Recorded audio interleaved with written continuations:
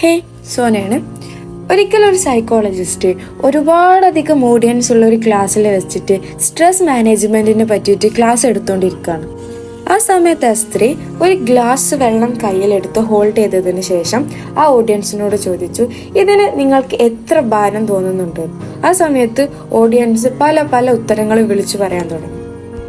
എല്ലാവരുടെയും മറുപടി കേട്ട ശേഷം ആ സ്ത്രീ പറഞ്ഞു, ഈ ഗ്ലാസിൻ്റെയോ അതോ ഈ ഗ്ലാസ്സിലുള്ള വെള്ളത്തിൻ്റെയോ ഭാരമല്ല എനിക്ക് അനുഭവപ്പെടുന്നത്, മറിച്ച് ഈ ഗ്ലാസും വെള്ളവും എത്ര നേരം ഞാൻ എൻ്റെ കയ്യിൽ ഹോൾഡ് ചെയ്യുന്നു അതനുസരിച്ചിട്ടാണ് എനിക്കിതിൻ്റെ ഭാരം അനുഭവപ്പെടുക.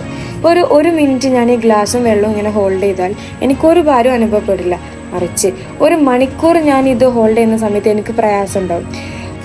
അതുപോലെ ഒരു ദിവസം മുഴുവൻ ഞാൻ ഈ ഗ്ലാസ് ഹോൾഡ് ചെയ്ത് പിടിക്കുകയാണെങ്കിൽ എൻ്റെ കൈ ഒടിഞ്ഞു പോകുന്നത് പോലെ എനിക്ക് തോന്നും, അത്രമേൽ അതിന് ഭാരം ഉണ്ടാവും. അപ്പോഴും നാം മനസ്സിലാക്കേണ്ട കാര്യം എന്താണെന്ന് വെച്ചാൽ ആ ഗ്ലാസിൻ്റെയോ വെള്ളത്തിൻ്റെയോ ഭാരമോ അളവോ ഒന്നും മാറുന്നില്ല. ഇത് നമുക്ക് നമ്മുടെ ലൈഫുമായിട്ട് കണക്ട് ചെയ്യാം.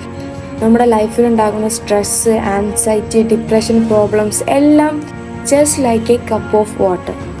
നമ്മൾ എത്ര കാലം അത് ഓർത്തുകൊണ്ടിരിക്കുന്നു അതനുസരിച്ച് അതിൻ്റെ ഭാരം ഇങ്ങനെ കൂടിക്കൊണ്ടേയിരിക്കും.